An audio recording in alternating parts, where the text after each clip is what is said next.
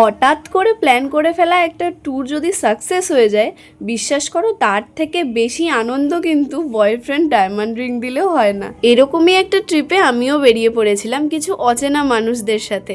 বিশ্বাস করো কোনো দিন যাদের সাথে আমার দেখা হয়নি তাদের সাথে প্রায় 5 দিন আমি কাটিয়েছি, আর এত আনন্দ করেছি যে সবগুলো আমি তোমাদের সাথে এই ভিডিওতেই শেয়ার করব। আমরা গিয়েছিলাম মনসুন মেঘালয় এক্সপ্লোর করতে। গত 18ই জুলাই কৃষ্ণনগর থেকে 12:20 সাইরাং এক্সপ্রেস ধরে আমরা সোজা চলে গেছিলাম কামাখ্যা। ট্রেন থেকে নামার পর ফুল টিমের কিন্তু চোখে তখনও ঘুম। কামাখ্যায় আমরা হোটেল নিইনি, তবে আইআরসিটিসি রিটায়ারিং রুমে কিন্তু আমরা স্নান টান সব সেরে নিয়েছিলাম।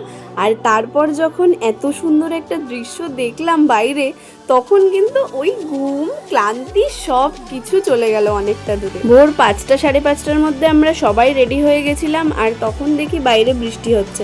তো বৃষ্টির জন্যই আমাদেরকে ওখানে আরও 2 ঘন্টা ওয়েট করতে হয়েছিল।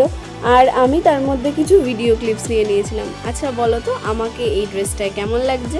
যদিও আমি ফটো শেয়ার করে দেবো, কারণ এখানে তো আমি ফুল লুকটা তোমাদেরকে দেখাতে পারছি না। প্রায় ঘন্টা 2 পর আমরা গাড়িতে করে ওপরের দিকে ওঠা শুরু করলাম, যেখানে রয়েছে মা কামাখ্যার মন্দির।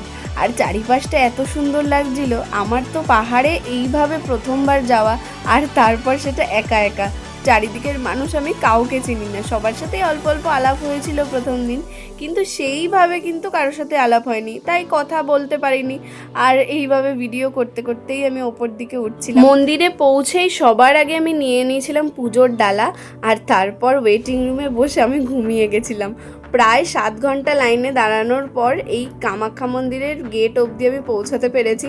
আর এখানে দেখো কি সুন্দর কীর্তন চলছিল, মায়ের আরাধনা চলছিল। এরাও কিন্তু বড় বড় ভোগ নিয়ে এসেছিল পুজো দেওয়ার জন্য। বাইরে থেকে দেখতে কিন্তু দারুণ লাগছিল। তারপর গর্ভগৃহে গিয়ে মাকে দর্শন করে পুজো দিয়ে আমরা চলে এসেছিলাম বাইরে। ভেতরে ক্লিপ তো নিতে পারিনি, কারণ ভেতরে তো পুরোই অন্ধকার, শুধুমাত্র 3টে প্রদীপ জ্বলছিল। আর তার আলোতেই মায়ের মূর্তি দেখা যাচ্ছিল। না, ঠিক মূর্তি নয়, ওখানে তো শিলাখণ্ড রূপে রয়েছে মা। আর মাকে দেখে ছুঁয়ে পুজো দিয়ে ভীষণ ভালো লেগেছে, মনটা ভীষণ শান্ত হয়ে গেছিল, বিশ্বাস করো। তবে আমার পরিবারে কিন্তু আমি প্রথম যে কামাখ্যা দর্শন করলাম। আসলে তুমি যার কাছে যেতে চাও তার কাছ থেকে যদি ডাক না আসে, তুমি কখনোই সেখানে পৌঁছাতে পারবে না।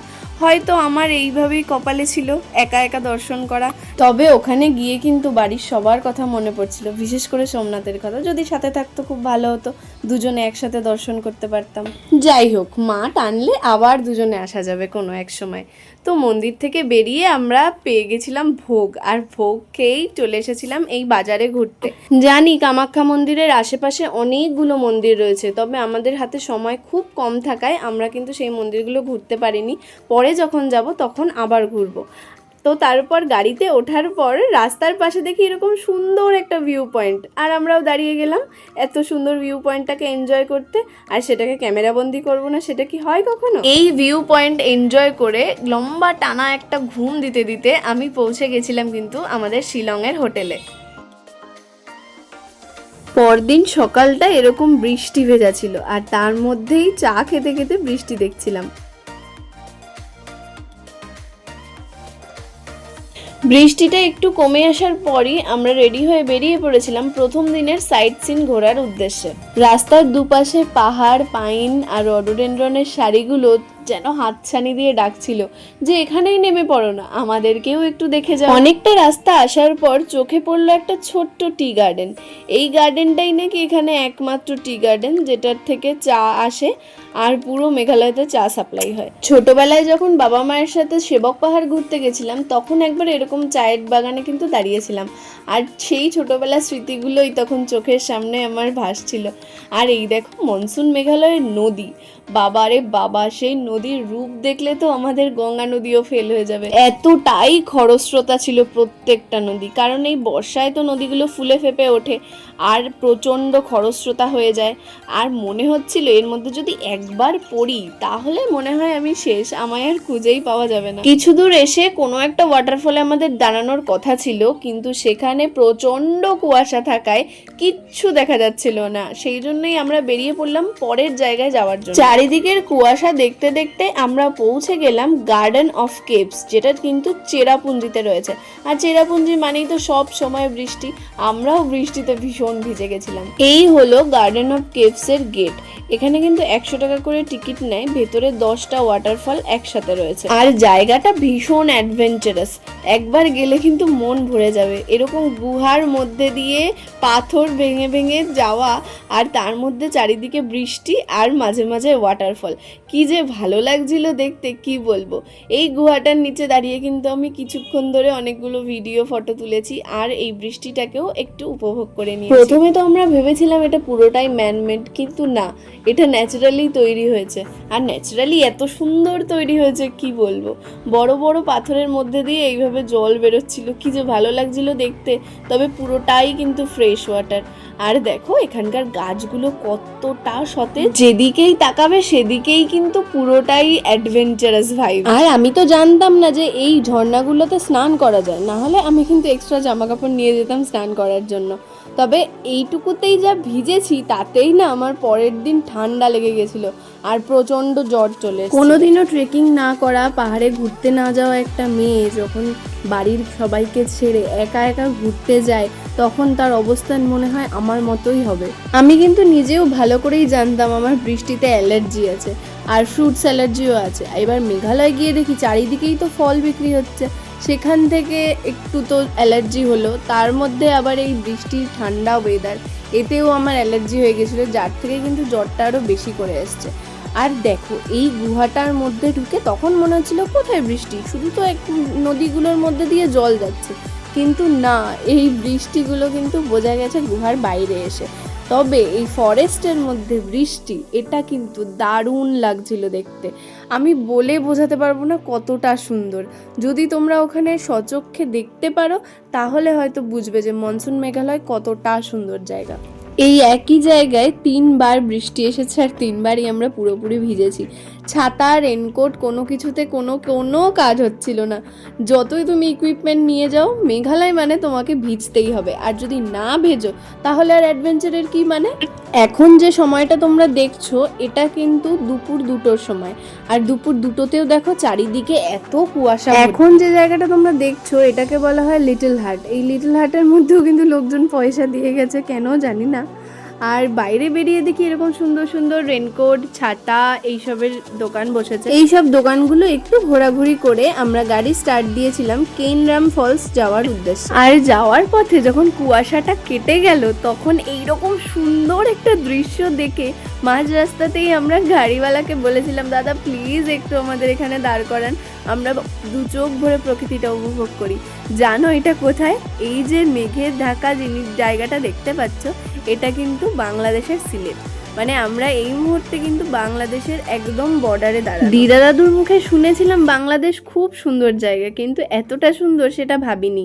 হয়তো নিচে গিয়ে দেখলে আরো সুন্দর লাগবে, তবে ওপর থেকেই যা উপভোগ করলাম সেটা সত্যিই ভোলার না। এই দেখো দেখতে দেখতেই পৌঁছে গেলাম কেনরাম ফলসে।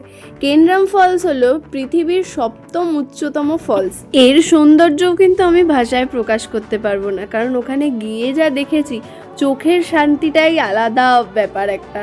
মানে আমি বোঝাতে পারছি না এই ভিডিওর মধ্যে যে ওখানে যাওয়ার পরে তোমাদের অবস্থাটা ঠিক কীরকম হতে পারে।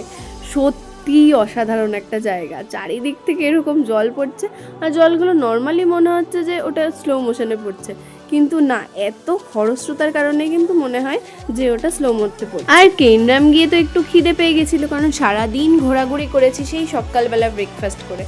আর তখনই আমি পাহাড়ের একটু ম্যাগি টেস্ট করে নিলাম। এদিকে 1 প্লেট পেট পুরে ম্যাগি খেয়ে আমরা আবার চলা শুরু করলাম 7 সিস্টার ফলস দেখতে, কারণ ফেরার সময় তো 7 সিস্টার পুরো কুয়াশায় ঢাকা ছিল। আর এই দেখো, এই হলো 7 সিস্টার ওয়াটারফল, যেটা কিন্তু অনেকটা দূর থেকেই দেখতে হয়।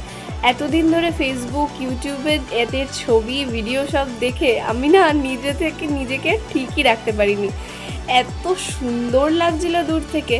আমি তো প্রথমে ভেবেছিলাম যতগুলো ধারা রয়েছে ততগুলোকে গোনা হয়, কিন্তু সেটা তো প্রায় 70টারও বেশি। তারপর জানলাম ওই স্টেপগুলোকে গোনা হয়, ওটাই 7টা ধাপ রয়েছে। তারপর সন্ধ্যাবেলা হোটেলে ফিরে একটু মার্কেটও ঘুরে নিলাম, কারণ আমার তো বাড়ির জন্য কিছু কেনাকাটা করার ছিল। আর শিলং সেন্টার পয়েন্টে কিন্তু আমরা ছিলাম, আমাদের হোটেলের পাশেই এই মার্কেটটা, যেটাকে বলা হয় পুলিশ বাজার। মেঘালয় ট্যুরের শেষ দিনে আমরা গেছিলাম তিরসি ফলস আর জোয়াই ভ্যালি দেখতে। যথারীতি সকাল সকাল ব্রেকফাস্ট কমপ্লিট করে আমাদের গাড়ি আমাদেরকে নিতে চলে এসেছিল, আর আমরা গাড়িতে করে এই পাহাড়গুলোর ওপর দিয়ে চলে গেছিলাম প্রথমে তিরসি ফলস দেখতে, যেটা কিনা মেঘালয়ের অফবিট বলা হয়। আর সত্যি বলতে এই সৌন্দর্যগুলো, এই যে আশেপাশে যা দেখতে পাচ্ছিলাম, এগুলো ফোনে ধরে রাখার মতো নয়, চোখের ক্যামেরাতেই কিন্তু ধরে রাখার মতো। যদি সামনে যেতে পারো তাহলেই বুঝবে এর সৌন্দর্য কতটা। তিরসি ফলসে ঢোকার মুখেই রয়েছে এরকম সুন্দর ধানের জমি, আর তার সাথে একটা টিকিট কাউন্টার, এখানে টিকিট কেটেই কিন্তু তোমাকে এন্ট্রি নিতে হবে। এখানে একটা গেটও করা রয়েছে, লেখা রয়েছে ওয়েলকাম টু তিরসি ফলস। এখানেই ধানের জমিগুলোর পাশ দিয়ে যেতে যেতে মনে হচ্ছিল আমি যেন আমার মামাবাড়ির গ্রামে চলে গেছি, কারণ ওখানেও কিন্তু এরকম সুন্দর সুন্দর জায়গা আছে। আর দেখো একটা ছোট্ট ব্রিজ করা রয়েছে, এখানে জলটা দেখে মনে হচ্ছে না কতটা শান্ত, কিন্তু যখন নিচে গেছিলাম তখন গিয়ে দেখি যে এই স্রোতটা কিন্তু অনেকটা। আর ওপর থেকে যে সিনটা দেখাচ্ছি এখন, এই সিনটা কিন্তু আমরা ছোটোবেলায় অনেকেই দেখেছি, একটা সিনারি বিক্রি হতো মেলায়, ওই মেলার সিনারিগুলোতে কিন্তু এরকম ছবি থাকতো। আর এইটা হলো জোয়াই ভ্যালি, আর ওই দূরে যেটা দেখা যাচ্ছে সবুজ বনের মতো, ওটা কিন্তু জোয়াই শহর। এই মুহূর্তে আমি যেখানটা দাঁড়িয়ে ভিডিও করছি এটা কিন্তু অনেকটা ওপরে। তিরসি ফলস পুরোটা দেখতে হলে 1500 সিঁড়ি নিচে যেতে হবে, আর আমি সেটাই করে ফেলেছি। 1500টা স্টেপ কষ্ট করে নামার পরে এই যে সিনারিটা আমি দেখতে পাচ্ছি আমার চোখের সামনে, বিশ্বাস করো সব কষ্টই এখানে শেষ। তিরসি ফলস ঘুরে অনেকটা সিঁড়ি ভেঙে ওপরে উঠে প্রায় কুকুরের মতো হাঁপাতে হাঁপাতে আবার গাড়িতে এসে বসলাম জোয়াই ভ্যালি যাওয়ার জন্য। জোয়াই যেহেতু অনেকটা জুড়ে, তাই ওখানে ছোট ছোট অনেকগুলো ভ্যালি একসাথে রয়েছে। তার মধ্যে আমরা গেছিলাম সানমাং ভ্যালিতে ফেফে ফলস দেখতে। পাহাড়ের বাগ থেকে জোয়াই শহরটা দেখতে শুধুমাত্র অপূর্বই নয়, অসাধারণ লাগছিল। আর মেঘের ছায়াগুলো যখন পাহাড়ের গায়ের ওপর আসছে, একদিকে আলো আর একদিকে অন্ধকার, এটা কিন্তু কোনো কালার গ্রেডিং, কোনো ক্যামেরা এটাকে ঠিক করে দেখাতে পারবে না, একমাত্র তুমি যদি সামনে থেকে না দেখো।